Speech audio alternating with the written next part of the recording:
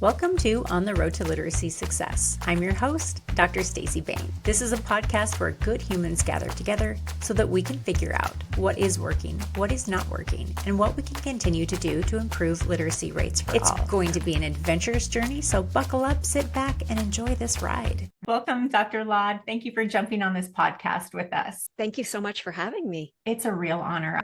Let's start our time together by providing our listeners with a research to good human connection. Your Vita goes without saying, research and writing implementation contributions galore. For example, if our listeners Googled on Google Scholar, they would see the impressive list of research articles that you published and collaborators such as Steve Graham and Karen Harris that you've worked with over the years. So knowing that you are a reputable writing researcher, give us the scoop. Why have you spent years in the field with teachers and leaders figuring out how to create proficient writers? As a good human, tell our listeners what drives you. I think most of all, it's just the joy and the fulfillment. And it's a great question because it's really uphill at times. And yet every single day I wake up so excited about what I do. And then all I need is one email or one Zoom meeting where a teacher tears up and says, my kids always hated writing and now they love writing and now they feel empowered. And then every year when we see the ELA scores go up, what moves me and I think what continues to drive me is the idea that we sometimes see a 25% gain in a district in ELA. And what that means, and I don't know why this moves me so much, but it does, is that a parent who's perhaps holding 3 jobs and might be new to the country opens up a letter and it says your child is proficient and not your child is in warning, which how scary would that be? And how out of control would you be? You can't hire a tutor. You might not even have command of English yourself. How are you going to help your kids? And yet they open a letter and there is this celebration that their child, and I think that just knowing the impact that we see, that it just makes me feel unstoppable. So what drives you at the heart of this, the little people and the big people who are successful, the kids who are successful, the families that get to celebrate the success of their kids? I can only imagine how the teachers feel as well with that 25% increase. Euphoria. There's a teacher I saw yesterday in a Zoom who worked with me about 6 years ago and then kept in touch, and her scores went from 22 to 47% proficient. She's shy, and yet she stepped up and came to a conference with me, took the mic and spoke to a room of 100 people. And driving home, her coach called me and was crying and said she would never have done that. She's shy. She will not speak in a room, let alone to 100 people. But when I asked her, she said, what broke me through was I know that this will help children. Wow. Yes. That's life-changing work. So that's what drives you every single day when you get up. And I can only imagine how many hours you work a day. You don't have to tell us here on the podcast, but it must be unbelievable. It's a lot of hours, and it's really affirming to have somebody see and acknowledge that. And this is what this podcast is all about, bringing good people together, good people who are doing the work to support real people in the field, changing lives every single day. So second question, one purpose of this podcast, as I mentioned, is to partner with experts like you and provide practical solutions for real world teaching and learning situations. For example, our first podcast, I don't know if you were able to listen to it. It just came out. Dr. Nathaniel Swain was on, and he shared with our listeners numerous ways to effectively teach whole class or whole group instruction, which, as he said on the podcast, it typically gets a bad rap. You are a writing researcher and teaching methods expert. Shall we start with the teachers of the little people? What do K-2 teachers need to know about writing instruction? Sure. So in our experience and in the area of writing, I would separate out kindergarten. I began as a K-1 teacher, and I kind of get the kindergarten psyche that we are all about protecting 5-year-olds, protecting childhood, protecting these wild people who are just unrestrained at times and coming into their identity and who they are. And they're absolutely amazing 5-year-olds, and we tend to protect them. So the way that we do this in kindergarten is a little different from grade 1 and grade 2 because the developmental difference is so incredibly powerful. In kindergarten, we start with oral language and we model the writing process orally. So the easiest into kindergarten teachers is I say, you're doing a morning message. Yes, of course, I'm doing a morning message. Can you break that into 4 panels rather than 1? And just show how the mind works. Make the invisible visible to your kids, because writing does not magically appear on a piece of paper. Can you have a page where you brainstorm ideas about what we're going to do today? Then a second page, second panel where you then organize those with Tide. What we're going to do today. Information, will go to art, detail. We're so excited about that. And then E. So we have the first panel, pick ideas. The second, organize them. The third, now we create our morning message. And then right after that, draw a rocket ship. And the very top is, did we have an introduction? And then the middle is, did we tell 3 things we're going to do today? And then the bottom is, did we wrap it up with something exciting? So that's kinder. We start orally, and we do a lot of sentence work orally. Grade 1 and grade 2, we're using topics that are super interesting to them. We're modeling the same thing. The way a week goes is we have teach, model, score, and that is your week. So on Monday, we teach how to use Tide. We teach POW is the writing process, and the kids put their arms up and all say POW, plan or pick my ideas, organize them. Right. When we organize, we put our ideas into Tide. Maybe we're writing about jellyfish or octopus. We've picked ideas from books we've read, videos we watched, then we organize them. Then we use that organizer, check it off, check it off. We have songs that go with everything. And then they write, checking off their organizer. And then afterwards, they score it as well. But by second grade, the kids are writing as well. Even by October, November, first grade, the kids are writing. In kindergarten, by Jan, Feb, they let you know when they're ready to pick up their pencils, some a little sooner. But lots of self-talk. I can do this. I've got this. Self-regulation, guiding myself while I write. I'm going to use Tide today. If I'm a kindergarten teacher, first grade teacher, second grade teacher, just listening to that explanation, what I will want to do right away is look you up on how can I implement your pieces, your work in my classroom tomorrow. So can we just go ahead and give that answer to the K-2 teachers? Because I'm sure that's going to be the same question that the 3rd through 12th grade teachers will have as well. So hit us with that. Hit us Definitely. with that. I'm in kindergarten. I want to connect with Dr. Laud. What am I doing? How am I getting you? I would start with our community. So we have a Facebook, Think SRSD. You have to put the Think. We are Think SRSD. SRSD itself is a theoretical research model that has been proven effective in controlled studies, but we've taken it out into the wild of real schools, and we've adapted and augmented it to make it an easier lift and a clearer approach to implement. So I would start with our Think SRSD Facebook community. When you go in there, use the search, because people keep posting the same questions. But if you actually use the search, you can find older threads. And I've seen more and more doing this, and an old thread will pop up with a new comment. But look up kindergarten writing, look up writing notebooks. So Facebook would be the first. The second is thinksrsd.com has free starter kits under free materials. You're kidding. Yeah. If you go to free resources, you'll find that, and that can help you get started. Nice. Third, we have a free video at YouTube, Think SRSD. And then if you want to continue going deeper and hear from other teachers using this, we have an e-learning that's $199.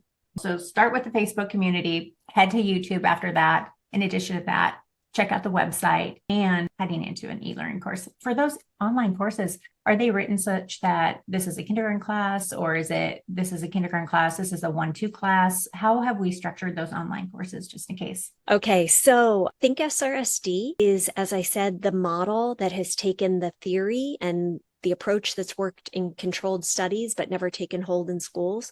What we've done is augment and adapt it to make it take hold in schools. And so one way in which we had to do this that we learned quickly is in our e-learning, you have dozens, maybe 50 or more videos, and they're every single grade level. So we have a kindergarten class, we have a first grade class, second, third. You can go in and watch lessons being taught. But what's really special is that these are the schools that I'm talking about that went up 20, 30%. So you're learning from teachers who really did it in a way where they got the gains. They're not just researchers modeling lessons. They are schools where it took hold and you saw the gains. So you can dip into a classroom, see what's happening, but we also have student-facing lessons that teachers watch, and it's the entire lesson from beginning to end, modeled with our free materials from our website, and we have them K through 8. for every single grade level, for every single major video. I can only imagine how long and how much work that was to be able to put all of that up on the back end. The logistics, the coordination, the permission forms. How long have you been working on that? We started about 10 years ago and we began filming in schools. And yes, we had to get all the permission forms signed by the parents. The kids would stay after. We'd film all the lessons grade after grade. It was joyful. We were laughing and just enjoying the afternoon lessons and laughing at it, when the kids would say the unexpected funny things that they do. But you'll see the joy in the teachers and the kids in all the videos. But yes, it took many, many hours. You said a key thing. These are lessons from individuals who have been able to get the data.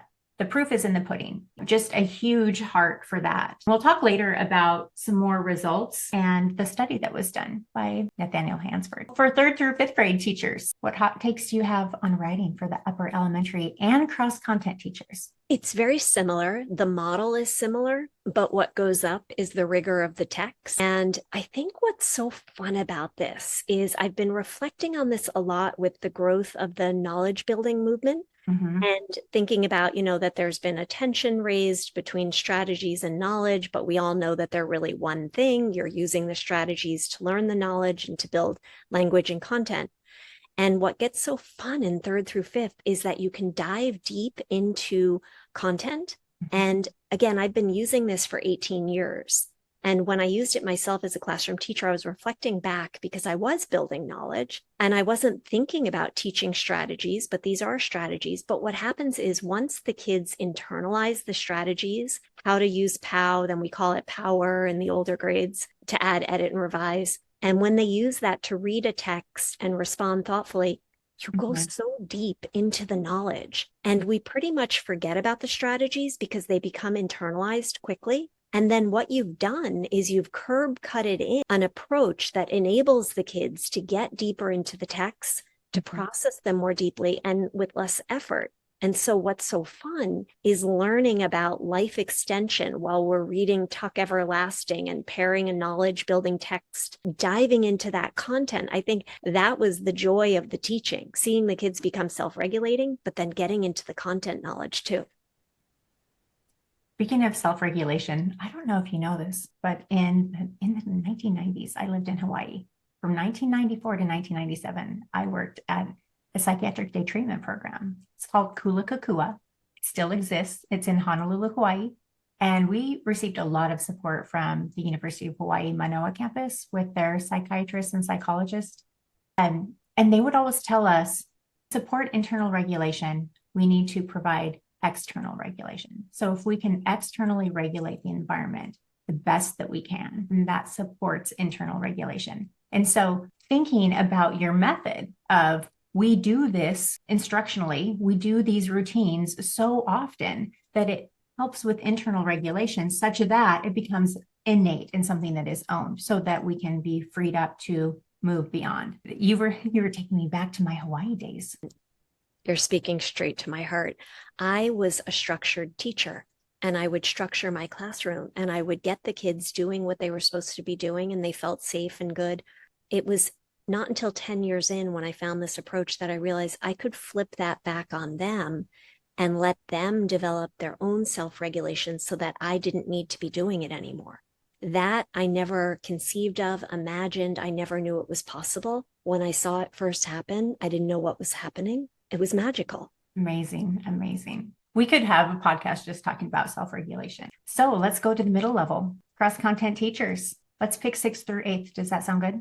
Perfect. Okay. So cross-content teachers really like this approach. We often work with them separately. From the English teachers roll it out and teach the self-regulation and the mnemonics. And then the disciplinary areas, we've worked with art teachers, PE. They teach a health class on vaping. Art teachers compare and contrast Monet to a contemporary artist. Music teachers, 2 versions of the same song sung by different artists. Let's contrast them. So they do have writing in these areas. And they pull on the tools and structures that we've taught through this approach and bring them into their class. And then the kids are flying. They know what to do.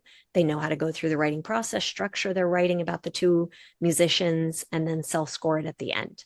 I can only imagine how powerful that is, especially for scholars that have not yet conquered writing proficiency. And then at the middle level, it all makes sense because of Think SRSD. Can you imagine being that kiddo? It means a lot. I had a parent come up to me in tears who said that when I showed that my child who struggled with writing was able to do it with this approach, it wasn't the kid, it was the approach. She came up to me crying and she said, I know my kids can do this if they could just get this approach. Send back into question number one with what drives you. I can imagine why you want to get up in the morning. How many more starfish? Exactly. High school teachers are listening in. Leslie Laud, speak to us. The high school teachers, they often come in with tremendous expertise in how to teach writing. They really latch on to the self-regulation pieces. We have a way to teach kids to independently deconstruct a prompt with a do what. They really like that. And they love the goal setting. And they figure out systems for how, after kids create a short write, that they can self-score it, peer score it, get feedback, and then set a goal for their next piece of writing, and then see themselves improve. That's incredible. Let's talk about some exciting research results. At the top of this podcast, you were mentioning 24% gain. Let's go ahead and go to this analysis. In the discussion section of Think SRSD, a secondary analysis cohort investigation by Hansford et al. For all of you listening, I'm on page 20, and it says, I quote, in every school or district analyzed, the treatment groups outperformed the control groups.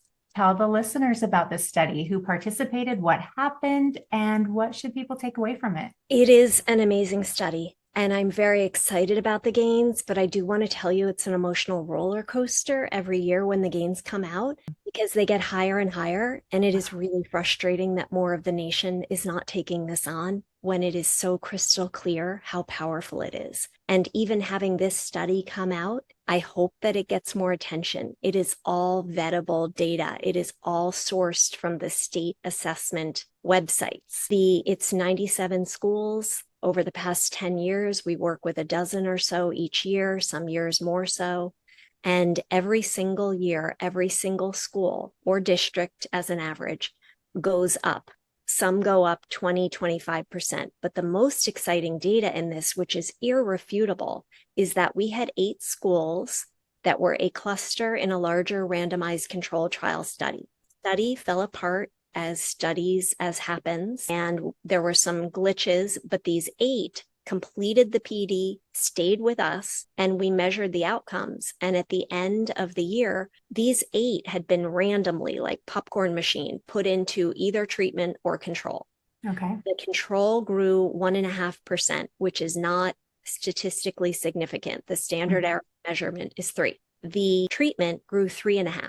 Some grew 30% at some grade levels. Some schools grew 17% or 9%, but they were 3.5, and that is outside of statistically significant. That means it's not due to chance. So this was randomized, and the schools came through and showed that when you do this, you will see impact. Which at the end of the day, I have never met a teacher that just said, well, I'm here because I enjoy making copies. I'm here because I enjoy the square pizza that we can get at lunch. I believe in my heart of hearts that educators are in this because of the little people, the people that walk through the door. And to think about changing lives in that way with writing, which provides such agency. I love that we are here on this podcast today to continue to elevate Think SRSD, all of the free resources that are there. People want to do a deeper dive to go into online. You have a Facebook group. I see you trying to ensure that teachers are successful,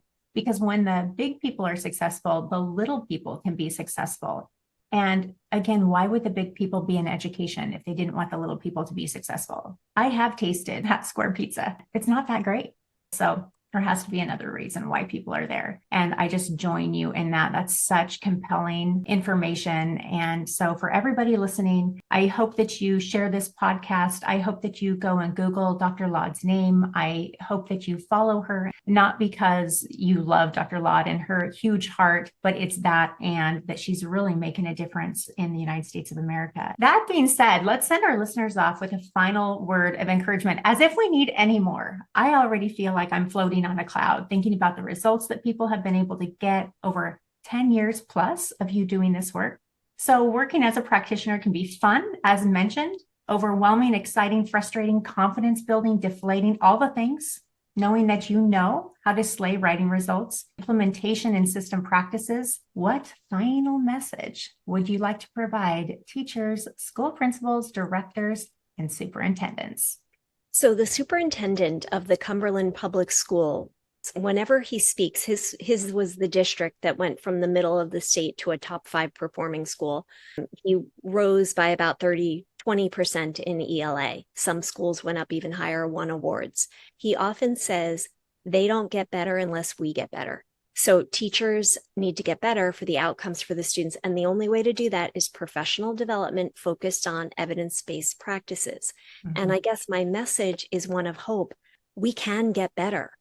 And I didn't know this in the first couple of years. I thought teachers were born, not made, and you had your, you'd go to your PDs, maybe you'd get a little better from that. But I did not realize that I'm thinking of this one school, BF Norton, that went up 30% in Rhode Island. There was no teacher turnover. It was all the exact same teachers, and it was incremental. Each year they'd go up 5, 8, 10 until they made that 30. And it was all the same human beings, but they were getting better and better at using evidence-based practices. So we really can improve. We can improve how we teach, and then we will see improved outcomes for kids, and it can happen quickly. Can happen. Yes, 100%. And I hope that all teachers hear this and know it and believe it. And administrators and superintendents, it's uphill. We're in the weeds, but you can come up for breath and look around and see that there are these schools that are making these monumental, and they all share the same feature.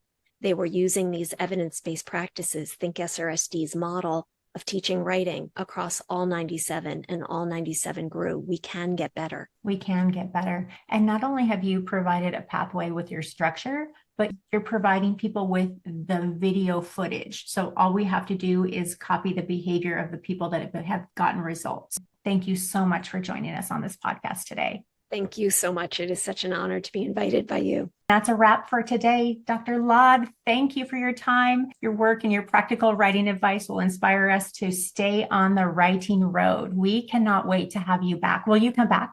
Of course, anytime. I'm honored. Thank you. Thank you for joining On the Road to Literacy Success. We are unstoppable together, especially when we set the cornerstone of Tier 1. By subscribing to our YouTube channel or go to GoodHumansEducate.com and sign up for our newsletter.